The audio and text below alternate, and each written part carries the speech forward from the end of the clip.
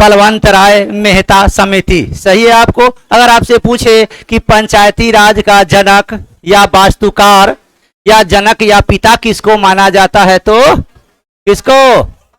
बलवंत राय मेहता समिति। भारत में किस तरह की पंचायती राज लागू है? त्रिस्तरीय। भारत में किस तरह की पंचायती राज लागू है? तो त्रिस्तरीय पंचायती राज लागू है। तो आप बताइए बलवंत राय मेहता समिति कब आया था? 1957 में। सही है आपको। बलवंत राय मेहता समिति कब आया था? तो 1957 में। कब आपको? 1957 में। देखिए भारत में पंचायती राज का द्विस्तरीय विचार कौन दिया था? अशोक मेहता समिति। द्विस्तरीय विचार कौन दिया था? ऐसे ऐसे संविधान आएगा ना तो सारा चीज पढ़ाएंगे, जितना पंचायती राज रहेगा वो सब कौन कौन समिति आया। ये तो पूछताछ के लिए इसलिए रखे हैं ताकि बैच खत्म हो तो ये नहीं मन में आए कि हमें कुछ याद नहीं है।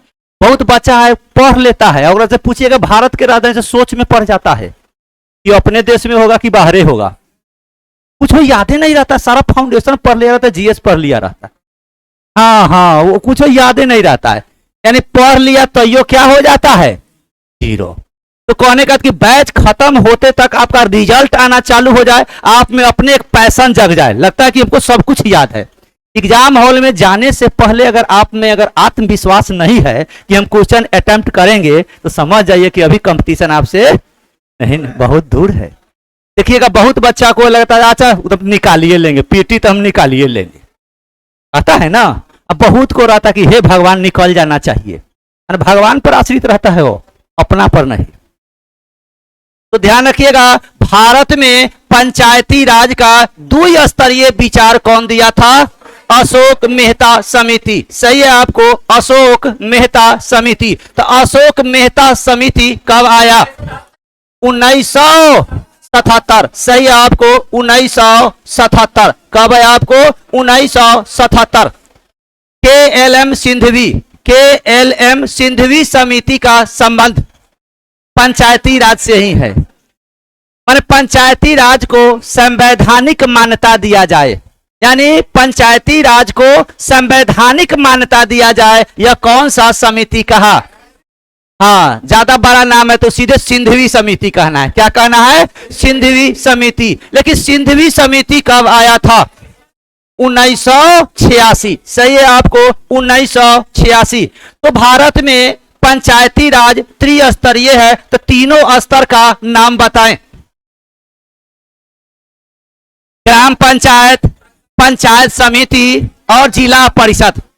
सबसे छोटा ग्राम पंचायत, सबसे छोटा ग्राम पंचायत, उससे बड़ा पंचायत समिति ब्लॉक स्तर पर ना, और सबसे बड़ा जिला परिषद। सही है आपको। जिला परिषद। तो ग्राम पंचायत का प्रधान कौन होता है? मुखिया। ग्राम पंचायत का प्रधान कौन होता है? मुखिया होता है। अब पंचायत समिति का प्रधान कौन होता है? प्रमुख। कौन होता है? प्रमुख होता है। लेकिन जिला परिषद का प्रधान कौन होता है? जिला पार्षद, जिसको आप कहते हैं चेयरमैन। क्या कहते हैं? जिला पार्षद या चेयरमैन। देखिए पंचायती राज का गठन कौन सा अनुच्छेद में वर्णन है? अनुच्छेद 40। सही है। पंचायती राज का गठन जो है यह कौन सा अनुच्छेद में है? तो अनुच्छेद 40 में। जबकि पंचायती राज का वर्णन कौन सा भाग में है? भाग 9। सही है आपको। भाग 9। यानी पंचायती राज का वर्णन या गठन ये कौन सा अनुच्छेद में है? तो अनुच्छेद 40 में गठन का चर्चा है। जबकि किस भाग में पंचायती राज का वर्णन है? तो भाग 9 में। लेकिन किस अनुसूची में? 11वीं अनुसूची में। किस अनुसूची में? 11। अनुसूची 11 भाग 9 अनुच्छेद। ऐसे पंचायती राज का वर्णन 243 में भी है। क्या है आपको? पंचायती राज का वर्णन अनुच्छेद 243 में। जबकि पंचायती राज का गठन की चर्चा। देखिए भारत में सबसे पहले पंचायती राज किस राज्य में लागू हुई? वाह रे वाह, सही है। आपको कहा, आपको राजस्थान, सही है। आपको राजस्थान में सबसे पहले भारत में पंचायती राज आपको लागू हुआ। कौन सा जिला? नागौर। एक बारामहल जो है गांव था, गांव का क्या नाम था? बारामहल नाम था आपको, बारामहल एक गांव का पंचायत का नाम था, और जिला नागौर जिला, और राज कौन? राजस्थान। सबसे पहले पंचायती राज आपको यही गठन किया गया, उसका डेट बताएं। सही है, 2 अक्टूबर 1959 यानी 59। 2 अक्टूबर 1959 को सबसे पहले राज्य लागू करने वाला राज्य कौन? तो आपका राजस्थान। लेकिन दूसरा राज्य, सही है, अगर दूसरा राज्य कहेंगे तो कौन? आंध्र प्रदेश। लेकिन आंध्र प्रदेश में कब लागू हुआ? 9 दिन के बाद, यानी 9 11 यानी 11 अक्टूबर 1959, यानी ईस्वी हूबहू सेम है। आपको कितना दिन बढ़ गया? 9 दिन आपको बढ़ गया, यानी 9 दिन के बाद दूसरा राज्य में भी पंचायती राज लागू हो गया, यानी 11 अक्टूबर 1959। राजस्थान पहला राज्य 2 अक्टूबर 1959। लेकिन क्वेश्चन गड़बड़ कहां होता है सो देख लेना है। एक था पंचायती राज का 73वां संविधान संशोधन। आप तो जानते हैं कि पंचायती राज का कौन सा संशोधन से संबंधित है? हाँ, यानी 73वां संविधान संशोधन का संबंध किस क्षेत्र से है? तो पंचायती राज से। सही है, आपको पंचायती राज से। तो देखिएगा, पंचायती राज जो 73वां कौन सा एक्ट था? 1992 एक्ट कहेगा तो 1992, और लागू कहेगा तो 1993। यानी 73वां पंचायती राज अधिनियम यानी एक्ट यानी कानून कब आया? लेकिन लागू कब हो गया? 1993। और इसी के अंतर्गत 73वां संविधान संशोधन के अंतर्गत पंचायती राज में महिला को वोट देने का अधिकार कितना प्रतिशत? 33%। सही है, आपको 33% या 51/3, यानी पंचायती राज में महिला को 33% आरक्षण, यानी 1/3 जगह आपका फिक्स हो गया। किसका? महिला का। इसका इतना है, किस संविधान संशोधन द्वारा? 73वां संविधान संशोधन। लेकिन 73वां संविधान संशोधन के बाद पंचायती राज का चुनाव कराने वाला प्रथम राज्य कौन? कौन? कर्नाटक की मध्य प्रदेश? मध्य प्रदेश। कौन है आपको? मध्य प्रदेश। और सेकेंड कर्नाटक। यानी 73वां संविधान संशोधन, ध्यान रखिएगा, 73वां संविधान संशोधन के बाद पंचायती राज का चुनाव कराने वाला, ऐसे सीधे पंचायती राज का चुनाव कराने वाला फर्स्ट राज्य राजस्थान और सेकेंड राज्य आंध्र प्रदेश। और 73वां संविधान संशोधन के बाद पंचायती राज का इस पर 73वां संविधान यानी महिला को 33% चुनाव में आरक्षण देने वाला पहला राज्य कौन? मध्य प्रदेश। और सेकेंड राज्य, जबकि चुनाव कराने वाला प्रथम राज्य कौन? राजस्थान। और सेकेंड राज्य, लेकिन 73वां संविधान संशोधन के बाद चुनाव कराने वाला प्रथम राज्य मध्य प्रदेश और सेकेंड राज्य। क्लियर है? अब आइएगा लोकसभा में। लोकसभा का कार्यकाल कितने वर्ष का होता है? 5.5 और 5। सही है, आपको लोकसभा का कार्यकाल यानी लोकसभा के सदस्यों का कार्यकाल जो होता है वह 5 वर्ष का होता है। अब 5 वर्ष से पहले भी उसको भंग किया जा सकता है। सामान्यतः उसका जो कार्यकाल होता है कितने वर्ष का होता है? 5 वर्ष का होता है। लेकिन लोकसभा का प्राचीन नाम क्या था? House of people. सही है, आपको हाउस ऑफ पीपुल यानी पहले लोकसभा को क्या कहा जाता था? House of people. लेकिन हाउस ऑफ पीपुल का नाम बदल के लोकसभा कब कर दिया गया? कब कर दिया गया? 1954 में। सही है। अभी वर्तमान में हाउस ऑफ पीपुल नाम है कि लोकसभा? लोकसभा। लेकिन लोकसभा के सदस्यों का कार्यकाल कितने वर्ष का होता है? लेकिन लोकसभा का भंग करने का काम कौन करता है? राष्ट्रपति। यानी लोकसभा को भंग करने का काम किसका है? अधिकार किसका है? राष्ट्रपति। लेकिन लोकसभा को भंग करने का सलाह कौन देता है? कौन देता है? प्रधानमंत्री। सलाह कहेगा कौन देता है? तो प्रधानमंत्री। लेकिन भंग कौन करता है? राष्ट्रपति। लेकिन जब राष्ट्रपति भंग करता है लोकसभा का, तो इसका चर्चा कौन सा अनुच्छेद में है? अनुच्छेद 85। सही है आपको? अनुच्छेद 85। सही है आपको? अनुच्छेद 85। लेकिन लोकसभा हो, राज्यसभा हो, विधानसभा हो या विधान परिषद हो, इसमें जो सीट होता है वह उसका आधार क्या है? जनसंख्या। सीट का आधार क्या है? जनसंख्या। यानी जिस राज्य का जनसंख्या जितना ज्यादा होगा उतना ही ज्यादा सीट होगा, और जितना कम जनसंख्या होगा उतना ही सीट कम होगा। क्लियर? अब देखिएगा राज्यसभा।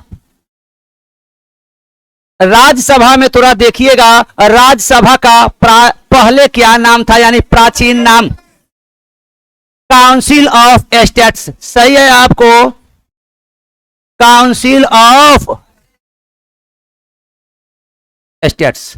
यानी राज्यसभा का पहले नाम क्या था?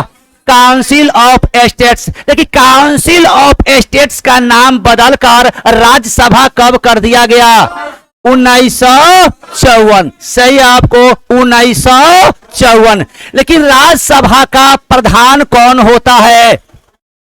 उपराष्ट्रपति। राज्यसभा का प्रधान कौन होता है? उपराष्ट्रपति। क्या राज्यसभा में उपराष्ट्रपति को वोट देने का अधिकार है? नहीं है।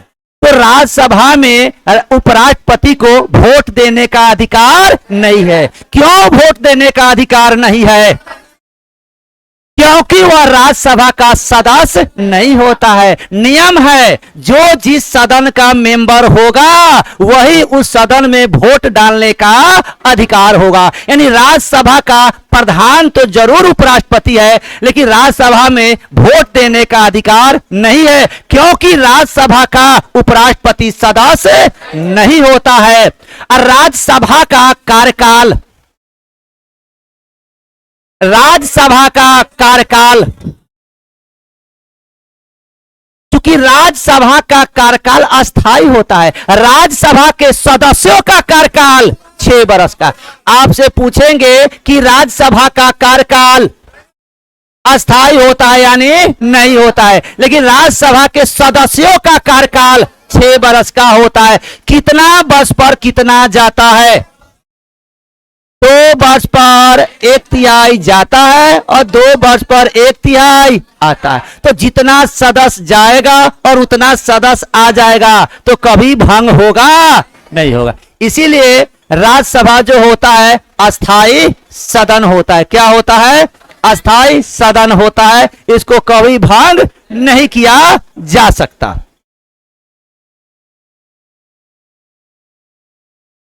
इसमें अब देखिएगा, वो तो चलेगा ही, वो अपना को चलेगा, संसद की कार्रवाई गड़बड़ा जाएगा। क्योंकि लोकसभा जब ये भंग हुआ तो जे प्रधानमंत्री, जैसे बीजेपी लोकसभा भंग हो गया, इसका अर्थ है कि उतार चढ़ाव आया होगा पार्टी में या सीट कमा होगा। तो जब लोकसभा भंग हुआ तो समझ जाइए कि नरेंद्र मोदी जी का यानी बीजेपी का सारा कैबिनेट मंत्री मर नहीं जाएगा, माने कैबिनेट मंत्रालय खत्म हो जाएगा। अब उसके बाद जो अपना विश्वास मत प्राप्त करके जो भी सीट लाएगा ना, फिर उसको शपथ ग्रहण होगा और उस पार्टी का फिर कैबिनेट मंत्री का विस्तार होगा। क्लियर? तो लोकसभा तो राज्यसभा तो चलवे करेगा। हाँ तो कोई दिक्कत नहीं। चलिए, हाँ अब संसद की कार्रवाई नहीं चलेगी, क्योंकि संसद में क्या क्या होता है, लोकसभा प्लस राज्यसभा। देखिएगा संसद जो होता है जिसमें 2 सदन, संसद क्या होता, अब ये इसको हम कर देते हैं। संसद का ये जो है भारत का जो संसदीय प्रणाली है वह किस देश से लिया गया, ब्रिटेन से। इसीलिए पूरे दुनिया में संसद का जननी या जनक या पिता भी किस देश को माना जाता है, ब्रिटेन को ही माना जाता है। लेकिन संसद का गठन कौन सा अनुच्छेद में है, अनुच्छेद 79 में या अर्थात 79 में। लेकिन भारत में जो भी नियम और कानून बनता है, या किसी राज्य का बंटवारा करना हो, या किसी राज्य का नए राज्य का निर्माण करना हो, या किसी राज्य का नाम परिवर्तन करना हो, यह सब काम कौन है, या संविधान में संशोधन करने का भी अधिकार किसको है, या कोई नियम या कानून बनाने का भी अधिकार किसको है, संसद को। तो क्या क्या मिलकर संसद बनता है, सही है, लोकसभा, राज्यसभा प्लस प्रेसिडेंट। यानी कहने का कि संसद में 2 सदन होता है, एक लोकसभा और दूसरा राज्यसभा में, और एक और व्यक्ति होता है कौन, बुढ़वा कौन, यही आपका प्रेसिडेंट अर्थात राष्ट्रपति। यानी संसद का निर्माण लोकसभा प्लस राज्यसभा प्लस राष्ट्रपति, यानी सदन की बात कहेंगे तो लोकसभा प्लस राज्यसभा। क्लियर। अब क्या है संविधान के बाद, केमिस्ट्री। और सिलेबस देख लिए, कितना आदमी सिलेबस नहीं लिखे हैं। चलिए बगल वाला का काम है, लिखवा दीजिए, बगल वाला लिखवा दीजिए। बगल वाला के लगता है कि भले नहीं जानता है, लिखवा देना है। ठीक है। डेली आपको देखिए फर्स्ट टॉपिक रहेगा पूछताछ, ये आपको याद कराने के लिए, बाकी सारा चीज को पढ़ाया जैसे फिजिक्स चालू है ना। और दूसरा चीज है कि एक टॉपिक होगा, कोई भी टॉपिक, यानी बहुत सारा चीज जो है लूसेंट में नहीं है लेकिन एग्जाम में पूछता है, तो खाली लूसेंट से तो होगा नहीं, तो उसके लिए हम टॉपिक जोड़ देते हैं ताकि एग्जाम के व्यू से कंप्लीट हो जाए। और तीसरा स्टेज में लूसेंट को पढ़ाया जाता है, यही है बस। क्लियर। इतना नहीं लिखिएगा तो याद रहेगा, खाली पूछताछ का सिलेबस लिख लीजिएगा, तो हमरो याद नहीं है, लिखा दिए होंगे आप लोग को। हाँ हाँ ठीक है, वो आप ही लोग याद रखिए। ओ फ्राइडे ना, डेली 5 गो ना, एक दिन 25 गो, बर्डन ज्यादा हो जाता है वैसे।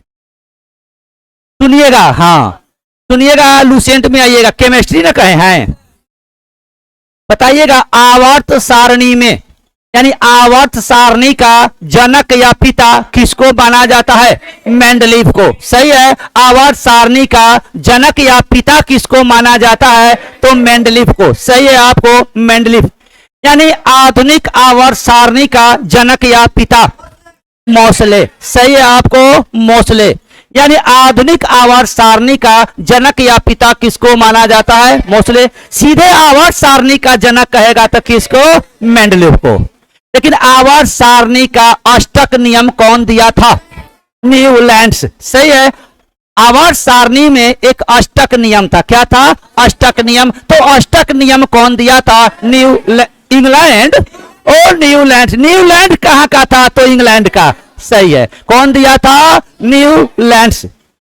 लेकिन एक और है आपको, एक आवर्त सारणी का त्रिक नियम है, डोवेनियर। सही है, आवर्त सारणी का एक त्रिक नियम है, वह कौन दिया था, डोवेनियर। डोवेनियर यानी आवर्त सारणी का जनक मेंडलीफ, आधुनिक आवर्त सारणी का जनक मोसले, आवर्त सारणी का अष्टक नियम न्यूलैंड्स, आवर्त सारणी का त्रिक नियम डोवेनियर। त्रिक नियम कौन दिया था, डोवेनियर। अभी वर्तमान में आवर्त सारणी में कुल कितना तत्व है, सही है, 118। वर्तमान में आवर्त सारणी में कितना तत्व है अभी वर्तमान में, यानी कितना तत्वों को खोजा गया है अभी तक, तो कितना, ना अभी हो गया है, इतने आ गया है आवर्त सारणी में, तो क्या कहेंगे आपको 118। कितना है आपको 118। लेकिन आवर्त सारणी में आवर्तों की संख्या और वर्ग की संख्या कितनी है? 7 और, यानी आवर्त सारणी में आवर्तों की संख्या और वर्गों की संख्या 9। तो आधुनिक आवर्त सारणी कहेंगे तब ना, ध्यान रखना है। तो पहले काहे सबके विभाजन करके आए तब इस पर आए हैं, ध्यान रखिएगा। तो आवर्त सारणी में आवर्तों की संख्या, वर्गों की संख्या 9 की 18। ठीक है। अब हम लोग आएंगे मॉडर्न पीरियोडिक टेबल, जिसको आप कहते हैं आधुनिक आवर्त सारणी। तो आधुनिक आवर्त सारणी में आवर्तों की संख्या 7, वर्गों की संख्या कितना 18। नहीं, आवर्त सारणी में आवर्तों की संख्या क्या हुआ है? ओ 7 है। ठीक है, ठीक है, ठीक है। हमारा बेचारे को जब पूछ रहे हैं, अच्छा ठीक है। हाँ ठीक है। तो आवर्त सारणी में आवर्तों की संख्या 7, जबकि वर्गों की संख्या 9। अब आएंगे आवर्त सारणी नहीं, आधुनिक आवर्त, मोसले वाला, यह मेंडलीफ वाला। देखिए आधुनिक आवर्त सारणी में आवर्तों की संख्या और वर्गों की संख्या 18.5, पूरा 18 सही है। क्लियर। अब थोड़ा हम लोग आएंगे आवर्त सारणी का एक बायां साइड होता है और एक दाहिना साइड होता है। तो ध्यान रखिएगा, आवर्त सारणी में आपको सिर्फ दाएं बाएं में बताना है। ठीक, किसमें बताना है? दाएं बाएं में। तो किधर धातु रहता है, किधर अधातु? बारे बा, बाएं में धातु, यानी बाएं में धातु और दाहिना में अधातु। बाया में धातु और दाया में अधातु और बाया में। प्रायः जो धातु होता है वो क्या होता है? क्षारीय होता है। प्रायः जो धातु होता है वो क्या होता है? क्षारीय होता है। अब प्रायः जो अधातु होता है वो अम्लीय होता है। तो आपको बताना है फिर दाएं और बाएं में। तो दाहिना बाया में अम्लीय की क्षारीय, यानी बाया में क्षारीय, यानी बाया में क्षारीय, अब बाया में धातु, बाया में क्षारीय भी और धातु भी। अब आइएगा दाहिना में अम्लीय और अधातु, यानी दाहिना में अम्लीय और अधातु। अधातु किधर? दाहिना। अम्लीय किधर? दाया। धातु क्षारीय, ऑपरेशन कर दीजिएगा। ठीक है। अब चलिए, बहुत बढ़िया। ओ पहले अथी ना, अच्छा क्या लिखा है तो हमको टॉपिक बताइएगा। ओ दांत, अब सब कुछ टूट रहा है ना? हाँ ठीक है। तो आ जाइएगा, हम लोग एक बार दांत में थोड़ा देखिएगा। अच्छा नंबर कितना, नंबरिंग कितना है? कितना नंबरिंग तक? 12 तक हो गया है।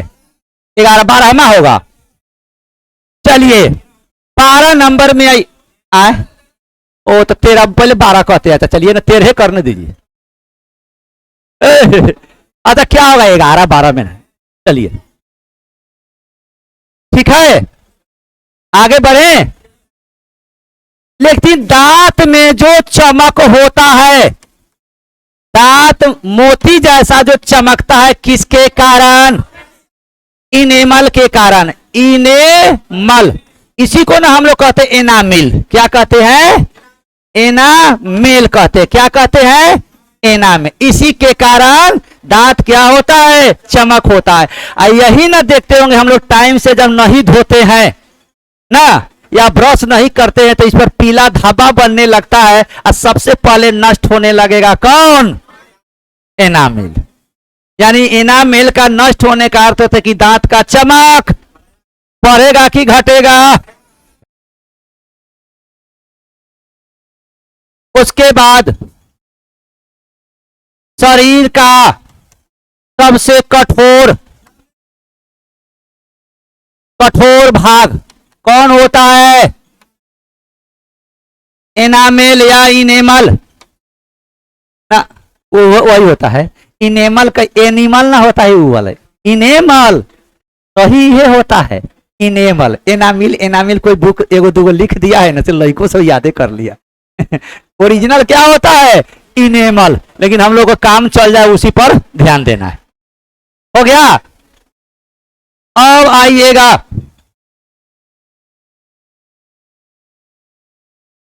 अक्ल का दांत, ही सब हो गया है ना।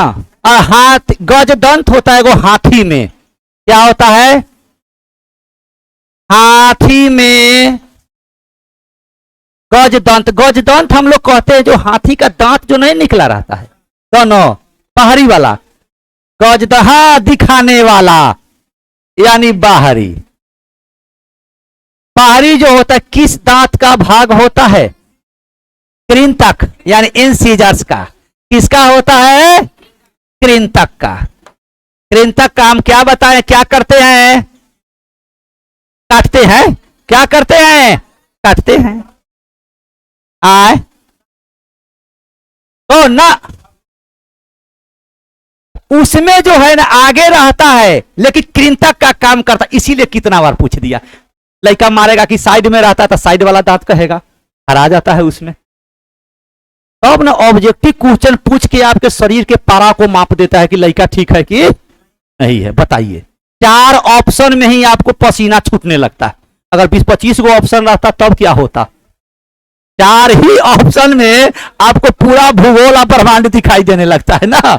लगता है कि क्या होगा नहीं होगा, और उसी में जॉब होता है। तो हाथी के बाहरी दांत का ये या गजदंत दांत का कौन सा प्रकार होता है? कृंतक। अच्छा, बच्चा में कौन सा दांत नहीं होता है? बच्चा में दांत नहीं होता है। कौन? प्रीमोलर। बहुत बढ़िया, यानी अग्र चवर्णक। यानी अप्रियोमोलर लिख देंगे तो चलेगा ना। प्रीमोलर यानी अग्र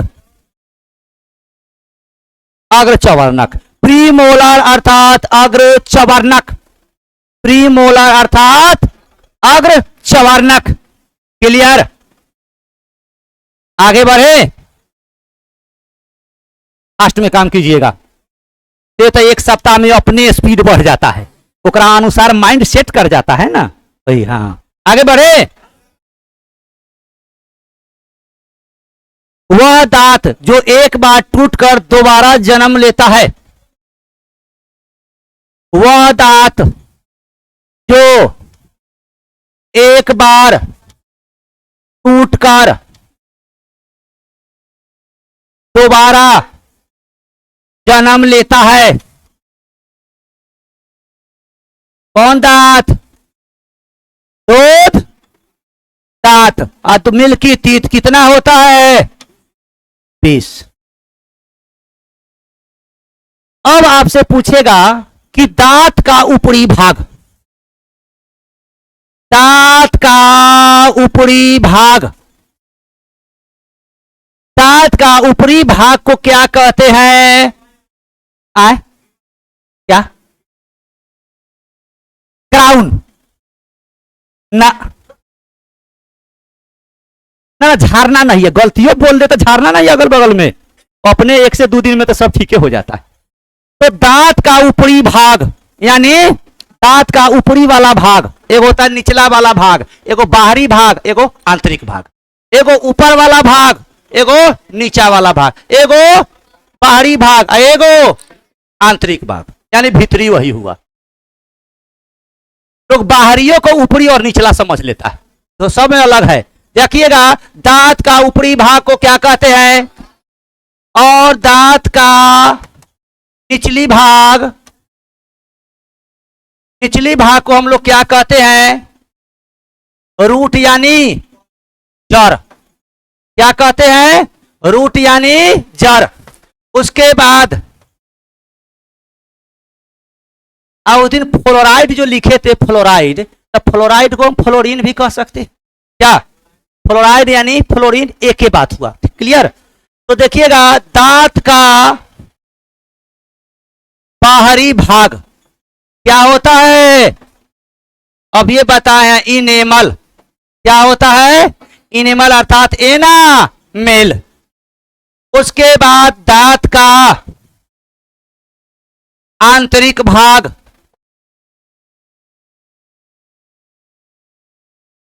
क्या होता है? पल्प और डेंटिन, या इसी को हम लोग डेंटिन को क्या कहते हैं? डेंटाइन। अगर ऑप्शन में हो, ध्यान रखिएगा, सबसे बाहरी भाग होता है, देखिएगा, पहले होता है एनामेल। ठीक है, बाहर में क्या होगा? एनामेल। एनामेल के पीछे वाला भाग होता है कौन? कौन? पल्प। अब पल्प के पीछे वाला भाग होता है कौन? डेंटाइन। तो आंतरिक भाग में जैसे रहेगा वैसे कर देंगे, लेकिन बाहरी भाग तो नहीं गड़बड़ाएगा। कौन? एनामेल। अगर ये दोनों में अगर प्राथमिकता हो कि बाहरी भाग, एक बार देख लीजिएगा, एनामिल के बाद डेंटाइन, ध्यान रखिएगा, एनामिल के बाद डेंटाइन और डेंटाइन के बाद पल्प। तो तीन बताइए, दोनों में आंतरिक भाग ज्यादा कौन हुआ? पल्प, क्योंकि सबसे अंदर पल्प है। तो पल्प अगर ऑप्शन में हो तो पल्प ही देंगे, लेकिन अभी तक डेंटिन या डेंटाइन ही पूछा हुआ है। ठीक है, तो मान लिया अगर दोनों ऑप्शन दे दिया, पिछला बार टेक्नीशियन वाला में एक क्वेश्चन पूछा था, ठीक है, तो हाँ डेंटिन भी पूछ दिया था, पल्प भी पूछ दिया, बच्चा सब डेंटाइन मार के निकल गया। सबसे ऊपर वाला होता है कौन? एनामिल। एनामिल के पीछे वाला भाग डेंटिन या डेंटाइन, और डेंटाइन के पीछे वाला भाग पल्प। तो सबसे आंतरिक भाग कौन हो गया? पल्प। सबसे भीतर यही है ना, तो बाहरी भाग में दिक्कत नहीं होता। जब ये दोनों ऑप्शन में दे देगा तो हम इसीलिए फर्स्ट प्राथमिकता इसको दे दिए, इसको पल्प, और उसके बाद डेंटाइन। क्लियर? अब तो मांसाहारी जीव में, मांसाहारी जीव में, मांसाहारी जीव में सबसे प्रमुख दांत कौन होता है? रोदनक। रोदनक क्या करता है? चीर फाड़ करता है। तो मांसाहारी जीव भी क्या होता है? चीरे फाड़ करता है ना।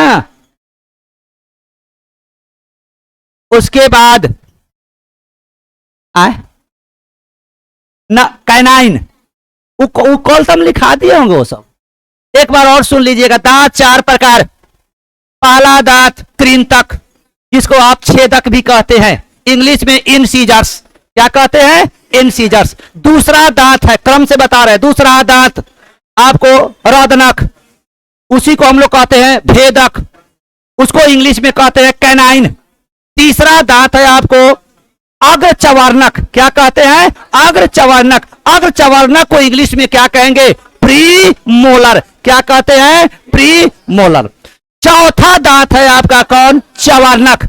चवार्णक को इंग्लिश में हम लोग क्या कहते हैं? मोलर। कृंतक आपको काटने का काम करता है, रोदनक आपको चीर फाड़ का काम करता है, चवार्णक और अग्र चवार्णक जो है आपको क्या करता है? पीसने का काम करता है। जो भोजन जितना पिसाएगा उतना ही जल्दी पचता है, लेकिन अब तो लोग ले लिए जाता है खाना ना। हाँ, उसके बाद आइएगा, अक्ल का जो दांत होता है, अक्ल दांत, किस दांत, चार प्रकार का जो अक्ल दांत होता है, तो अक्ल दांत जो होता है वो किस दांत का प्रकार होता है? सबसे लास्ट वाला कौन? कौन? मोलर। अरे बहुत बढ़िया, मोलर। अब बच्चा में नहीं होता है, प्री मोलर। अच्छा, दूध का जो दांत है, दूध दांत आना प्रारंभ कब हो जाता है? 2 साल में 6 से। अभी के लड़का सब बड़ा होशियार होता है वो, हाँ, आए आए, ओ अच्छा अच्छा, ठीक ठीक। 6 से 7 महीना में दूधा का दांत आना क्या हो जाता है, प्रारंभ हो जाता है। लेकिन दूध का दांत टूटना, दूध का दांत टूटना प्रारंभ 12 से 16 महीना की वर्ष। अगर धोखा से भी अगर रह जाता है तो टेंशन नहीं लीजिएगा, ठीक है। हाँ, अब आइएगा अक्ल का दांत। अक्ल दांत, अक्ल का दांत जो देखिएगा कब तक आ जाता है, कब तक आ जाता है, 17 से 23 यानी 25 तक। हाँ हाँ हाँ, ये कह सकते ना, कहता है उसको अकील के दांत हो गया है, यानी अकील के दांत होगा, उसको अनुभव हो गया, तो लगभग 17 से 25 में तो लड़का हेलीकॉप्टर चलाने लगता है ना। हाँ, तो 1725 नहीं, 17 से 25, आईफोन दे देना है बीच में, 17 से 25। आगे बढ़े, दूध दांत सूत्र। दूध दांत का सूत्र क्या होता है, 2102/2102। देखिए जीरो तीसरा का क्या नहीं होता है, प्रीमोलर। तीसरा का कौन है, प्रीमोलर, तो प्रीमोलर जीरो। और दांत सूत्र, दांत अगर सूत्र कहेंगे तो क्या, 2123 बाटा, बोलते रहिए ना, हम सुनते हैं तो आ? क्या ऊपर वाला दूध का दांत, ये तो जानते हैं। अब दूध का दांत जो होता है, दूगो ऊपर होता है, दूगो नीचा होता है। अब बच्चा दूध का दांत ना समझते हैं, सब लिखा दिए, कहते दूधे के दांत नहीं। दूध का दांत की वह दांत जो दोबारा आपको टूट कर फिर आपको, हाँ, दूध का दांत 20 को होता है, जो टूटेगा उतना दांत टूटता है, फिर नया जन्म लेता है, ओकरा बाद टूटेगा, तो आप जानिए आपका काम जानिए। तो दूगो दूध का दांत ऊपर, दूगो नीचा, एगो कृंतक ऊपर, एगो कृंतक। अब प्रीमोलर अग्रचवर्णक एक बच्चा में होता ही नहीं है। दूध का दांत केकरा में रहेगा, सियानका में कि बचका में, सियानका में, बचका में न रहेगा, जीरो। अब फिर दूध का दांत दूगो ऊपर, दूगो नीचा। अब आइएगा समान सूत्र। समान में आपका दूगो ऊपर कृंतक, दूगो नीचा, एगो ऊपर रत्नक, एगो नीचा, ना देखते हैं, एगो ये आएगा, दूगो ना पकड़ के चीर देता है। तो सूत्र में क्या होगा, वही दांत के प्रकार है, ध्यान रखिएगा। ये सीरियली कृंतक, रत्नक, अग्रचवर्णक, उन्हें गड़बड़ा जाएगा, सीरी अग्रचवर्णक, चौथा में चवर्णक, इतने ध्यान रखना है। क्लियर, चलिए अब हम लोग बुक में आइए। बुक में समझने में जो भी थोड़ा दिक्कत हो ना, पूछिएगा, ये नहीं कि बगल वाला नहीं पूछ रहा है तो हम काहे ला पूछे, हो सकता है कि बगल वाला समझ गया होगा। कौन,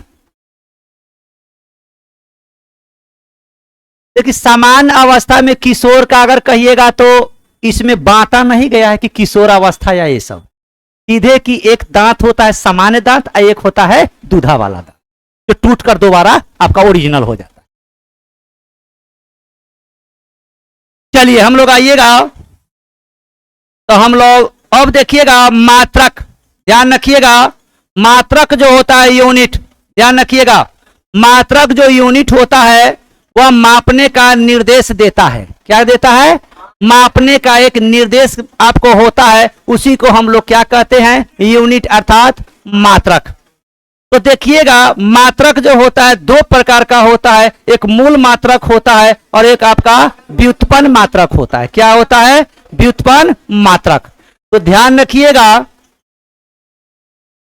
मात्रक दो प्रकार के, सबसे पहले इसमें तो दिया ही नहीं है, लिखा ही नहीं, जो चीज बहुत चीज पूछता है वो लुसेंट पे रहता ही नहीं है। देखिएगा मूल मात्रक की संख्या, मूल मात्रक जो संख्या है, इसीलिए इनको टॉपिक लिखाना पड़ता है। तो मूल मात्रकों की संख्या आपको कितनी है? 7। लेकिन पहले कितना था? 6। यानी सातवां जो जोड़ा गया, वो क्या था? मोल। क्या था? तब पदार्थ का जो मात्रा होता है उसको किसमें जोड़ करते हैं? यूनिट, मोल में। तो इसको कब जोड़ा गया? 1971 में। अब हम लोग आ जाएंगे, एक एसआई पद्धति होता है। क्या होता है? एसआई पद्धति। अब एसआई पद्धति में एसआई का क्या अर्थ होता है?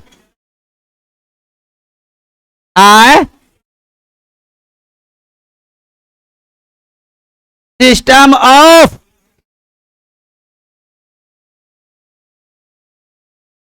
देखिएगा, सिस्टम ऑफ इंटरनेशनल, यही ना होता है। इसी का शॉर्ट नेम है क्या? एसआई। एसआई जो है यह किस भाषा का शब्द है? फ्रेंच। तब ग्रीक नहीं होगा, ठीक है? हाँ, यानी एसआई पद्धति में एसआई जो भाषा है यह किस भाषा का शब्द है? फ्रेंच भाषा का शब्द है। और एसआई पद्धति का फुल फॉर्म क्या होता है? सिस्टम ऑफ इंटरनेशनल यूनिट्स, या इसी को हम लोग कहते हैं सिस्टम इंटरनेशनल। यानी इसी का शॉर्ट नेम क्या हो गया? सिस्टम इंटरनेशनल ना। यह पूरा नाम अगर कहेंगे तो सिस्टम ऑफ इंटरनेशनल यूनिट्स, या उसी को आमतौर पर समझने के हम लोग कह सकते हैं सिस्टम इंटरनेशनल। लेकिन एसआई पद्धति आपको कब आया था? 1960 में। आपसे पूछेगा कि एसआई पद्धति जो है यह कब आया था? तो 1960 में। और उस समय आया तो मात्र मूल मात्रा की संख्या कितनी थी? 6। और 1971 में मोल जोड़ दिया गया। यानी कहने का अर्थ कि एसआई पद्धति का विकास, एसआई पद्धति का खोज या कब? 1900, या प्रारंभ कब? 1960। लेकिन एसआई पद्धति का विकास 1971, क्योंकि विकास में एक और शब्द जुड़ गया, कौन? मोल। जिसके कारण एसआई पद्धति में पहले मूल मात्रकों की संख्या 6 थी। अब एसआई पद्धति में मूल मात्रकों की संख्या, तो 7वां कौन जुड़ गया? मोल। तो एसआई पद्धति जो है आपको यह कब आया था? 1960 में। और एसआई पद्धति का विकास कब हुआ था? 1971। सही है आपको, 1971। थोड़ा इस पर हम लोग भी ध्यान दे देंगे। लेकिन 2 ही देश है जो आज भी एसआई पद्धति का प्रयोग नहीं करता है। यानी एसआई पद्धति का प्रयोग नहीं करता है। कौन कौन? एक दूसरा कौन? इंग्लैंड। यानी आज भी गैर एसआई माने समझे, एसआई पद्धति का प्रयोग नहीं। यानी गैर एसआई माने समझे, जो एसआई पद्धति का प्रयोग नहीं करता हो। आज भी वैसा देश है। तो आपके मन में आता होगा कि भाई साहब एसआई पद्धति का प्रयोग नहीं होता है तो क्या होता है? तो MKS। क्या होता है? MKS। यहां M क्या हो गया? मीटर। K से हो गया केजी, और S से क्या हो गया? सेकेंड। Metre, kg, second. क्या हो गया? Metre, kg, second. क्या हो गया? Metre, kg, second. यानी आज भी दुनिया का 2 ऐसा देश है जो गैर एसआई का प्रयोग करता है। वह देश कौन है? अमेरिका और इंग्लैंड। तो एसआई पद्धति का प्रयोग नहीं करता है, तो बताइए किसका प्रयोग करता होगा? इंग्लैंड का प्रयोग। OMKS यानी मीटर, केजी, सेकेंड। अब हम लोग थोड़ा आ जाते हैं, यानी जो इसको एसआई पद्धति को एक और नाम से हम लोग जानते हैं, मीट्रिक पद्धति। यानी एसआई पद्धति को क्या कहते हैं? मीट्रिक पद्धति भी कहा जाता है। यानी अन्य नाम। क्या हुआ? अन्य नाम यानी दूसरा नाम। यानी एसआई पद्धति को मीट्रिक पद्धति के नाम से भी जाना जाता है। तो भारत में मीट्रिक पद्धति कब लागू हुआ? 1 अप्रैल 1957। यानी आपसे पूछेगा कि भारत में मीट्रिक पद्धति कब प्रारंभ हुआ? 1 अप्रैल 1957। कब आपको? 1 अप्रैल 1957। क्लियर? लेकिन मापक पद्धति, माप तौल का, माप तौल पद्धति यानी माप तौल पद्धति का प्रारंभ दुनिया में सबसे पहले किस देश में हुआ? कहां? फ्रांस। यानी माप तौल की पद्धति आपको सबसे पहले दुनिया में कहां प्रारंभ हुआ? फ्रांस में। सही है आपको? फ्रांस में लगभग आपको 1799 में। कब? 1799 में। अब हम लोग बढ़ते हैं फिर किताब की तरफ। हाँ,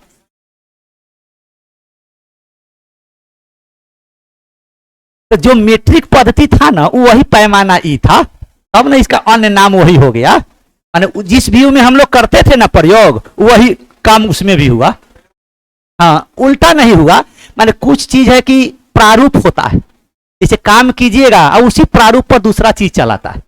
जैसे मान लिया जाए भारत में लड़की के लिए बहुत सारा योजना आ गया, तो देखते होइएगा केंद्र सरकार चालू कर देता है कि लड़की को छात्रवृत्ति दिया जाए, तो बहुत सारा राज्य उसी पर आधारित राज्य स्तर पर भी छात्रवृत्ति शुरू कर देता है। वो पूरे भारत में, और स्पेशल राज्य सरकार अपना माध्यम से कर देता है। उसी के किस पर? अब ऐसा नहीं कि राज्य शुरू कर दिया, उसी का प्रारूप आपका उसमें दिखता है। जैसे छात्रवृत्ति कॉलेज हो, मिडिल स्कूल हो, हाई स्कूल हो, प्राथमिक स्तर हो, जैसे केंद्र सरकार करता है वैसे ही प्रारूप राज्य स्तर पर भी कर देता है। तो ये राज्य सरकार करेगा, ओ केंद्र सरकार। तो मात्रा कितना प्रकार का? वो प्रकार का। एक और हम लोग क्लियर है, एक होता है आपको MKS, तो आप पता ही चल गया। एक होता है SI माने मात्रक। अभी फुल फॉर्म नहीं बताना है, अभी देखना है मात्रक कितना प्रकार का भी मात्रक होता है। मूल रूप से तो 2 प्रकार का मात्रक होता है, लेकिन उसमें देखिएगा MKS, SI, FPS, उसके बाद CG, ये सब मात्रक का पैमाना है, जिसको आप कहते हैं मीटर, केजी, सेकंड। ये क्या होता है? वही शॉर्ट नेम बताए हैं। कौन?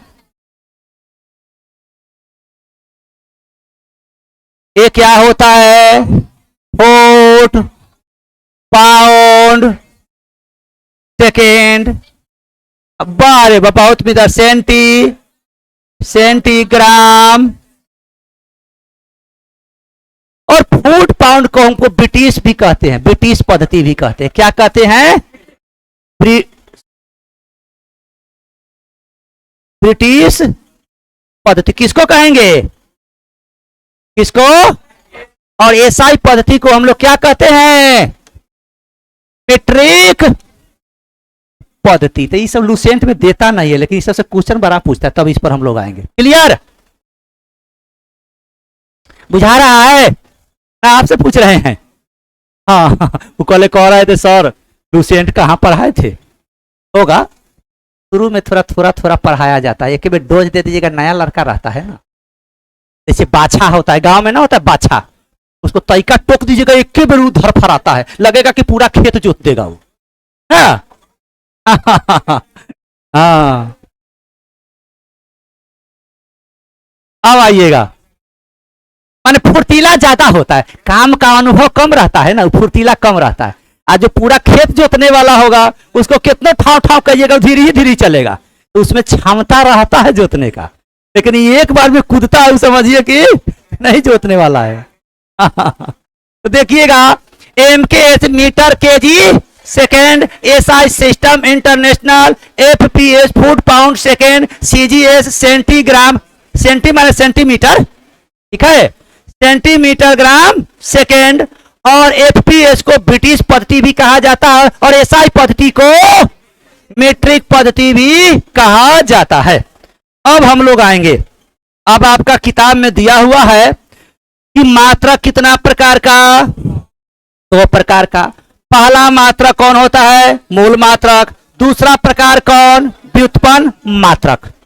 तो मूल मात्रक में हम लोग आ जाएंगे। मूल मात्रक में कितना बताए हैं? 7। कितना बताए हैं? 7।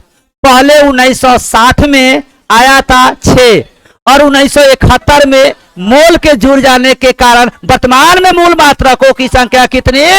7। तो 7 में देख लीजिएगा, एक है लंबाई, जिसका मात्रक क्या होता है? मीटर। यानी मान लिया जाए कोई कपड़ा खरीदने आप जाइएगा तो कहिएगा 2 लीटर दे दीजिए, क्या कहिएगा? 2 किलो दे दीजिए, वो 2 मीटर दे दीजिए, सही है। तो लंबाई का यूनिट,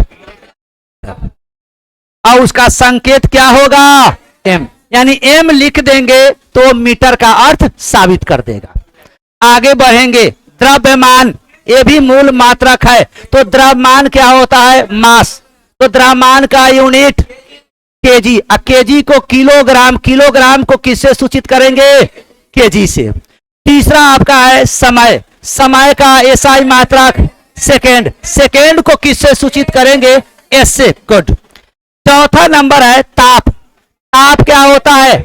एसआई मात्रक केल्विन। केल्विन को किससे सूचित किया जाता है? के से। किससे सूचित किया जाता है? के से। उसके बाद है विद्युत धारा।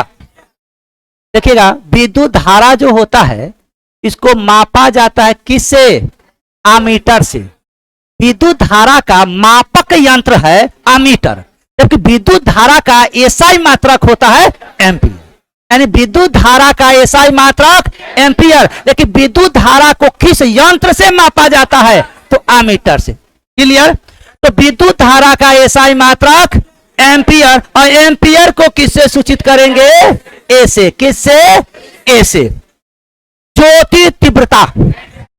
ज्योति तीव्रता का एसआई मात्रक क्या होता है? कैंडेला। और कैंडेला को किससे सूचित करते हैं? सीडी से। किससे आपको?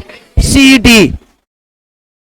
अब देखिएगा 7वां, जो 1971 में जुड़ने के कारण एसआई पद्धति का मूल मात्रक कितना हो गया था? 7। और वह 7वां मात्रक कौन है? मोल। और मोल का जो होता है आपको कौन? पदार्थ के परिमाण। ध्यान रखिएगा, पदार्थ के परिमाण। परिमाण माने मात्रा। क्या होता है? मात्रा। तो परिमाण यानी मात्रा का पदार्थ का क्या होता है? एसआई मात्रक मोल। अब मोल को किससे सूचित किया जाता है? MOL से। किससे आपको? MOL। अब आइएगा हम लोग एसआई मात्रक के संपूरक। देखिएगा, संपूरक माने कहना व्युत्पन्न, ठीक है।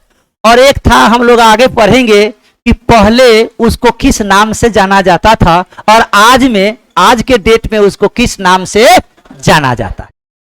तो देखिएगा, एसआई के संपूरक मात्रक जो सहयोग से बना हुआ है, क्या है आपको? जो एसआई मात्रक के बिना बना हो सो। तो एक होता है समतल कोण ना समतल कोण यानी रेडियन। समतल कोण यानी उसको कोण को ही समतल कोण कहा जाता है। कोण कहे या समतल कोण कहे। तो कोण का एसआई मात्रक रेडियन। और रेडियन को किससे सूचित करेंगे? RAD। किससे? RAD। अब देखिएगा घन कोण। घन कोण का अर्थ होता है ठोस कोण। घन कोण का क्या अर्थ हुआ? ठोस कोण। और कोण का अर्थ हुआ समतल कोण। समतल कोण का अर्थ हुआ कोण या समतल कोण। और ठोस कोण का अर्थ हुआ क्या? घन कोण। घन कोण को ही ठोस कोण कहा जाता है। तो इसका मात्रक क्या होता है? यानी कोण का रेडियन और ठोस कोण का स्टेरेडियन। तो स्टेरेडियन को हम लोग किससे सूचित करते हैं? किससे? एस आर से। एसआई के कुछ पुराने मात्रकों को नए नाम दे दिया गया है, यानी कुछ मात्रक को पहले दूसरे नाम से जाना जाता था, अब जो है उसका नाम अलग होता है। कौन कौन है सो देख लीजिए, देखिएगा। ताप को हम लोग सेंटीग्रेड में कहते थे, क्या होता था? सेंटीग्रेड। क्या कहते थे? सेंटीग्रेड। अब उसका नाम हो गया डिग्री सेल्सियस, यानी सेंटीग्रेड के जगह पर हम लोग किसका प्रयोग करते हैं? सेल्सियस। डिग्री सेल्सियस, यानी डिग्री नहीं कहिएगा तो चलेगा, सीधे आपको सेंटीग्रेड को सेल्सियस, यानी सेंटीग्रेड को अब हम लोग क्या मानते हैं? सेल्सियस। डिग्री तो रहबे करेगा, टेम्परेचर होगा तो। आवृत्ति में आ जाइएगा, कंपन प्रति सेकेंड यानी सीपीएस पहले कहा जाता था आवृत्ति का मात्र, अब क्या होता है? हर्ज। हर्ज माने पहले क्या कहा जाता? सीपीएस। क्या कहते थे? सीपीएस, कंपन प्रति सेकेंड। और कंपन प्रति सेकेंड को हटा के हम लोग क्या कर दिए हैं? हर्ज कर दिए हैं, और आवृत्ति का मात्रा क्या हो गया? हर्ज। ज्योति तीव्रता का देखिएगा, हाँ, कैंडेला शक्ति होता था यानी CP, candela power, candela power यानी सीपी यानी कैंडेला शक्ति, वही शक्ति माने पावर। अब उसको हम लोग कहते हैं कैंडेला। तब पहले हम लोग सीपी कहते थे, अब सीडी कहते हैं ना। पहले था कैंडेला शक्ति यानी कैंडेला पावर, अब वही हम लोग क्या हो गया है? सीडी। कैंडेला क्या हो गया? कैंडेला, सीधे कैंडेला अर्थात सीडी, यानी सीपी के जगह पर अब क्या हो गया? सीडी। चलिए आज यहीं तक विश्राम। जय हिंद। कल कौन चीज है? अच्छा, वो 15 अगस्त के तो आप लोग को टेलीग्राम पर मैसेज आ जाएगा, ध्यान रखिएगा। अभी निर्णय नहीं लिया गया है कि अब मतलब छुट्टी दिया जाए कि नहीं है, लेकिन हाँ, लेकिन होगा, छुट्टी होगा ही, क्योंकि 15 अगस्त के तो पढ़ाई होता ही नहीं। जिलेबी, अच्छा देखते हैं कि संस्था मना रहा है कि नहीं, तो अच्छा तो मनेगा तो सबको आना है, तो ऐसे ही आप लोग को कंफर्म हो जाएगा, मैसेज चला जाएगा। हाँ, लेकिन अभी तक जितना दिन है 15 अगस्त को छुट्टियां रहती है नेशनल। हाँ हाँ हाँ,